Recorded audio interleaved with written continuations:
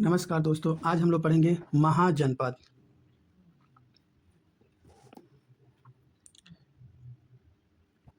सोलह जनपदों का उल्लेख बौद्ध ग्रंथ अंगुत्तर निकाय तथा जैन ग्रंथ भगवती सूत्र से मिलता है। यानी कि महाजनपदों का उल्लेख बौद्ध ग्रंथ के अंगुत्तर निकाय तथा जैन ग्रंथ के भगवती सूत्र से मिलता है। 16 जनपदों का उल्लेख। महाजनपद और राजधानी। अंग की राजधानी चंपा। मगध की राजधानी राजगृह या गृह ब्रज। काशी की राजधानी वाराणसी। कुरु की राजधानी इंद्रप्रस्थ। वत्स की राजधानी कौशाम्बी। मत्स्य की राजधानी विराटनगर। गंधार की राजधानी तक्षशिला। कंबोज की राजधानी हाटक। सूरसेन की राजधानी मथुरा। पंचाल की राजधानी काम्पिल्य या अहिच्छत्र। चेदी की राजधानी शक्तिमती। वज्जी की राजधानी वैशाली या विदेह। कोसल की राजधानी श्रावस्ती। मल्ल की राजधानी कुशीनारा। अस्मक की राजधानी पोटली या पोतन। अवंती की राजधानी महिष्मति या उज्जैनी। मगध का उत्सर्ग। 16 महाजनपदों में मगध सबसे शक्तिशाली था। जो 16 जनपद थे उसमें मगध सबसे शक्तिशाली था। मगध पर शासन करने वाला प्रथम राजवंश हर्यक वंश जो 544 से 412 ईस्वी पूर्व तक था। इस वंश का प्रथम शासक बिंबसार 544 से 492 ईसा पूर्व तक था। बिंबसार के उत्तराधिकारी अजातशत्रु जो 492 से 460 ईस्वी तक शासन में ही बुद्ध के महापरिनिर्वाण के 8वें वर्ष राजगृह में प्रथम बौद्ध संगीति 483 ईसा पूर्व में आयोजन हुआ था। मगध जो था वो 16 महाजनपदों में सबसे शक्तिशाली था। मगध में शासन करने वाला प्रथम राजवंश हर्यक वंश था जो 544 ईस्वी से 412 ईस्वी तक शासन किया था। इस वंश का प्रथम शासक बिंबसार था जो 544 से 492 ईस्वी पूर्व तक था। बिंबसार के बाद से अजातशत्रु इसका उत्तराधिकारी बना जो 492 से 460 ईसा पूर्व तक शासन किया। अपने ही शासनकाल में वो 8वें वर्ष राजगृह में प्रथम बौद्ध संगीति जो 483 ईसा पूर्व में आयोजित किया था। उदायीन 461 से 455 ईस्वी तक अजातशत्रु का पुत्र था। उदायीन जो था वो अजातशत्रु का पुत्र था। इसने गंगा तथा सोन नदी के संगम पर पाटलिपुत्र नामक नगर की स्थापना की तथा अपनी राजधानी राजगृह से पाटलिपुत्र स्थानांतरित की। जो उदायीन था, उदायीन अजातशत्रु का पुत्र था। उदायीन 461 से 445 ईस्वी तक था और इसने क्या किया, गंगा और सेन नदी के संगम पर पाटलिपुत्र नामक एक नगर की स्थापना की और अपनी राजधानी राजगिरी से हटाकर वो पाटलिपुत्र स्थापित कर दिया। इस वंश का अंतिम शासक नाग दशक या दर्शक था। इसके सेनापति शिशुनाग 412 से 395 ईसा पूर्व ने इनकी हत्या कर शिशुनाग वंश 412 से 344 ईसा पूर्व की स्थापना की। इस वंश का जो अंतिम शासक था नाग दशक, उसका ही सेनापति उसकी हत्या करता है जिसका नाम शिशुनाग था और वो शिशुनाग वंश का स्थापना करता है। इस वंश के शासक कालाशोक 394 से 366 ईसा पूर्व के शासन काल में वैशाली में द्वितीय बौद्ध संगीति 383 ईसा पूर्व में आयोजन करता है। वैशाली में 383 ईसा पूर्व में द्वितीय बौद्ध संगति का आयोजन करता है कालाशोक। इस वंश का अंतिम शासक नंदीवर्धन था। इस वंश का अंतिम शासक नंदीवर्धन था। नंदवंश 344 से 322 ईसा पूर्व की स्थापना महापद्म नंद ने की। नंदवंश का स्थापना महापद्म नंद ने की। इस वंश का अंतिम शासक घनानंद था, जो 322 ईसा पूर्व में चंद्रगुप्त ने घनानंद की हत्या कर मौर्य वंश की स्थापना कर दी। तो इस वंश का अंतिम शासक था घनानंद। घनानंद का हत्या कर चंद्रगुप्त मौर्य ने मौर्य वंश की स्थापना की 322 ईसा पूर्व में। मौर्य वंश। चंद्रगुप्त मौर्य 322 से 298 ईसा पूर्व। चंद्रगुप्त ने अपने गुरु व प्रधानमंत्री कौटिल्य चाणक्य विष्णुगुप्त की सहायता से मौर्य वंश की स्थापना की। तो कौटिल्य को हम चाणक्य के भी नाम से जानते हैं और विष्णुगुप्त के भी नाम से जाना जाता है। तो कौटिल्य की सहायता से चंद्रगुप्त मौर्य ने 322 ईसा पूर्व में मौर्य साम्राज्य की स्थापना की थी। चंद्रगुप्त ने प्रधानमंत्री कौटिल्य ने राजा के लिए सप्तांग सिद्धांत का प्रतिपादन किया था। सप्तांग सिद्धांत का चंद्रगुप्त के लिए।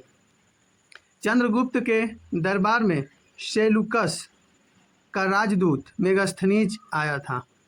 चंद्रगुप्त के दरबार में सेलुकस का राजदूत मेगास्थनीज आया था। चंद्रगुप्त ने सिकंदर के सेनापति सेलुकस निकेटर को युद्ध में हराया तथा उसकी पुत्री से हेलेना से विवाह किया। चंद्रगुप्त जो था वो सिकंदर के सेनापति सेलुकस निकेटर को हरा दिया और तथा सेलुकस निकेटर की पुत्री जो हेलेना थी उसे विवाह कर लिया। चंद्रगुप्त ने गिरनार जूनागढ़ में सुदर्शन झील का निर्माण कराया। चंद्रगुप्त जो था वो जूनागढ़ में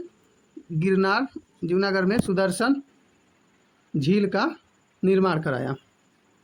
जीवन के अंतिम दिनों में चंद्रगुप्त ने जैन धर्म अपना लिया। संलेखना विधि उपवास रखकर श्रवणबेलगोला कर्नाटक में अपना प्राण त्याग दिया। चंद्रगुप्त मौर्य जो था वो अंतिम दिनों में जैन धर्म अपना लिया और उसमें एक संलेखना विधि होती है जिसमें उपवास रखा जाता है। रख के वो कर्नाटक में अपना श्रवणबेलगोला में अपना प्राण त्याग दिया। चंद्रगुप्त का उत्तराधिकारी उसका पुत्र बिंदुसार 298 से 274 ईसा पूर्व तक हुआ। जो इसका चंद्रगुप्त का उत्तराधिकारी था बिंदुसार, वो 298 से 274 ईसा पूर्व तक हुआ। अशोक 273 से 232 ईसा पूर्व प्राचीन भारतीय इतिहास का महानतम सम्राट था। अशोक जो था वो प्राचीन इतिहास का महानतम सम्राट था। राजगद्दी पर बैठने से पूर्व वो अवंती का राज्यपाल था। अशोक जो था वो राजगद्दी पर बैठने से पहले अवंती का राज्यपाल था। वो सिंहासन पर बैठने के 8वें वर्ष अर्थात 261 ईसा पूर्व अशोक ने कलिंग पर आक्रमण कर विजय प्राप्त कर ली। सिंहासन पर जो वो बैठा था उसके 8 वर्ष बाद 261 ईसा पूर्व में वो अशोक ने कलिंग पर आक्रमण कर और विजय प्राप्त कर लिया। इसके बाद अशोक ने अपनी विजय नीति बदली तथा भेरी घोष के स्थान पर धम्म घोष की नीति अपनाई। जो भेरी घोष था उसके जगह पे धम्म घोष की नीति अपना ली। कलिंग युद्ध के पश्चात अशोक ने बौद्ध धर्म अपना लिया। कलिंग युद्ध जब ये विजय प्राप्त कर लिया उसके बाद ये अशोक बौद्ध धर्म अपना लिया। उपगुप्त नामक बौद्ध भिक्षु ने उसे बौद्ध धर्म दीक्षित किया। इसको बौद्ध धर्म अपनाने के लिए जो उपगुप्त नामक एक बौद्ध भिक्षुक था जो बौद्ध धर्म की दीक्षित किया अशोक को। कलिंग युद्ध एवं उनके परिणामों का वर्णन अशोक ने 13वें शिलालेख में किया है। अशोक जो है वो 13वें शिलालेख में कलिंग युद्ध एवं उनके परिणामों का वर्णन किया है। मौर्य वंश का अंतिम शासक बृहदत्त था। मौर्य वंश का अंतिम शासक बृहदत्त था। अशोक पहला शासक था जो शिलालेखों के माध्यम से लोगों तक संदेश पहुंचाया। अशोक के अभिलेख को पढ़ने में पहली सफलता 1837 ईस्वी में जेम्स प्रिंसेप नामक एक अधिकारी को मिला। अशोक के 14वें शिलालेख 8 विभिन्न स्थानों से मिले हैं। कुछ प्रमुख शिलालेख निम्नलिखित हैं। अशोक के 14 शिलालेख हैं जो 8 अलग अलग स्थानों से मिले हैं। पहला शिलालेख में पशु बलि की निंदा की गई है, यानी कि जो जानवरों की हत्या होती थी उसके विषय में उसमें उसका निंदा किया गया है। दूसरा शिलालेख अशोक ने मनुष्य एवं पशु दोनों की चिकित्सा व्यवस्था का उल्लेख किया है। जो दूसरा शिला है उसमें पशु और मनुष्य दोनों की चिकित्सा व्यवस्था का उल्लेख उसमें किया है। तीसरा शिलालेख अशोक ने राजकीय अधिकारियों को यह आदेश देता है कि वे हर 5वें वर्ष के उपरांत दौर पर जाएं। इस शिलालेख में कुछ धार्मिक नियमों का भी उल्लेख किया गया है। जो तीसरा शिलालेख है उसमें राजकीय अधिकारी अपने क्षेत्र में हर 5 वर्ष के उपरांत दौरा करें कि क्या वहाँ चीज़ घट रही है, उसकी निरीक्षण करें, और कुछ इसमें धार्मिक नियमों का भी उल्लेख किया गया है तीसरा शिलालेख में। चौथा शिलालेख भेरी घोष के स्थान पर, जो भेरी घोष था उसके स्थान पर धम्म घोष की घोषणा की गई है। इसमें चौथा शिलालेख में। और 11वां शिलालेख में धम्म की व्याख्या की गई है। जो 11वां शिलालेख था उसमें धम्म की व्याख्या की गई है। 13वां शिलालेख में कलिंग युद्ध का वर्णन एवं अशोक के हृदय परिवर्तन की बात कही गई है। जो 13वीं शिलालेख है उसमें कलिंग युद्ध में क्या हुआ था उसके विषय में और तथा किस प्रकार अशोक का हृदय परिवर्तित हुआ उसके बारे में वहाँ लिखा हुआ है। अब हम लोग पढ़ेंगे मौर्योत्तर वंश, जिसमें शुंग वंश पहला। शुंग वंश की स्थापना पुष्पमित्र शुंग ने की थी। जो पुष्पमित्र शुंग था उसने शुंग वंश की स्थापना की। पुष्पमित्र ने वैदिक धर्म की पुनः प्रतिष्ठा की। उसके राजपुरोहित पतंजलि थे। जो पुष्पमित्र था उसने वैदिक धर्म की पुनः प्रतिष्ठा की। उसके राजपुरोहित पतंजलि थे। पुष्पमित्र का उत्तराधिकारी अग्निमित्र कालिदास के नाटक मालविकाग्निमित्र का नायक था। इस वंश का अंतिम शासक देवभूति था। शुंग वंश का अंतिम शासक जो था वो देवभूति था। कण्व वंश, वासुदेव ने कण्व वंश का स्थापना किया था। जो वासुदेव थे वो कण्व वंश के स्थापक थे। इस वंश का अंतिम शासक सुशर्मा था। जो कण्व वंश का अंतिम शासक सुशर्मा था। सातवाहन वंश, सातवाहन वंश की स्थापना सिमुक ने की। सिमुक जो है वो सातवाहन वंश की स्थापना की। सातवाहन की राजधानी प्रतिष्ठानपुर था। प्रतिष्ठानपुर सातवाहन की राजधानी थी। सातवाहन वंश की महानतम शासक गौतमी पुत्र सातकर्णी था। कलिंग का चेदी वंश, इस वंश का स्थापक महामेधवाहन तथा इस वंश का सबसे प्रतापी शासक खरवेल था।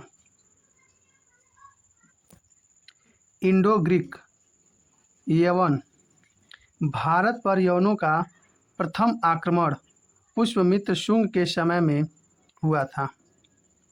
इनकी राजधानी साकल थी। सबसे प्रसिद्ध इंडो ग्रीक शासक मिनांडर था।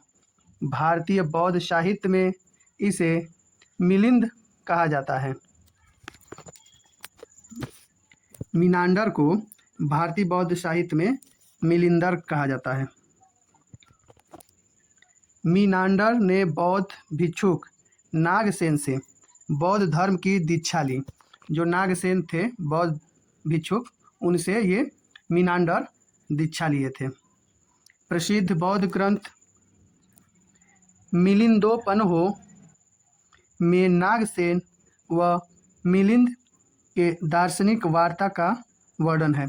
तो जो प्रसिद्ध बौद्ध ग्रंथ है मिलिंदोपन्हो, उसमें नागसेन और मिलिंद की दार्शनिक वार्ता का वर्णन किया गया है।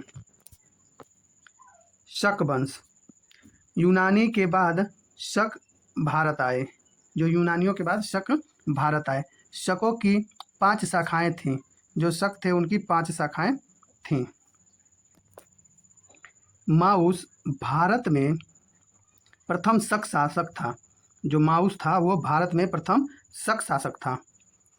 रुद्रदामन सबसे प्रतापी शक शासक था। जो रुद्रदामन सबसे प्रतापी शक शासक था। रुद्रदामन का जूनागढ़ अभिलेख शुद्ध संस्कृत भाषा में लिखित प्रथम अभिलेख है। संस्कृत भाषा में जो जूनागढ़ अभिलेख में शुद्ध संस्कृत भाषा में रुद्रदामन का लिखा हुआ अभिलेख है। कुषाण वंश। कुषाणों यूची कबीले से संबंधित थे। जो कुषाण थे वो यूची कबीले से संबंधित थे। इनकी राजधानी पुरुषपुर या पेशावर था।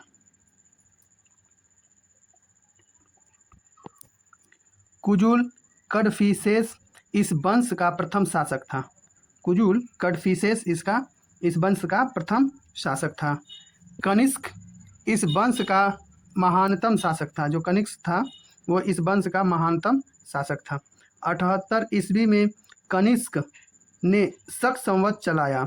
78 ईस्वी में कनिष्क जो था वो शक संवत चलाया। कनिष्क के राजवैद्य चरक थे। जो कनिष्क था उसका राजवैद्य चरक थे। उन्होंने चरक संहिता की रचना की। जो चरक थे उन्होंने चरक संहिता की रचना की। कनिष्क के शासनकाल में कश्मीर में चतुर्थ बौद्ध संगीति का आयोजन किया गया था। जो चौथा बौद्ध संगीति का आयोजन कनिष्क के शासनकाल में कश्मीर में हुआ था। शुंग वंश का संस्थापक पुष्यमित्र शुंग था। महत्वपूर्ण शासक अग्निमित्र। अंतिम शासक इसका देवभूति। राजधानी पाटलिपुत्र विदिशा। कण्व वंश का वासुदेव संस्थापक थे। महत्वपूर्ण शासक में वासुदेव। अंतिम शासक सुशर्मा। सतवाहन वंश के संस्थापक सिमुक। महत्वपूर्ण शासक इसमें गौतमी पुत्र सातकर्णी। अंतिम शासक पुलुमावी चतुर्थ। राजधानी प्रतिष्ठानपुर। इंडो ग्रीक वंश। इसके संस्थापक डेमेट्रियस। महत्वपूर्ण शासक मिनांडर। अंतिम शासक हर्मियस। इसकी राजधानी सियालकोट। शक वंश। माउस इसके संस्थापक थे। माउस महत्वपूर्ण शासक भी रहे। अजीज दूती अंतिम शासक। सिरकप राजधानी थी। चस्टन वंश के संस्थापक चस्टन थे। महत्वपूर्ण शासक रुद्र दामन। उज्जैन इनका राजधानी था। कुषाण वंश का संस्थापक कुजुल कडफिसस। और इसके महत्वपूर्ण शासक हैं कनिष्क और अंतिम शासक वासुदेव फर्स्ट और इनकी राजधानी पुरुषपुर या पेशावर।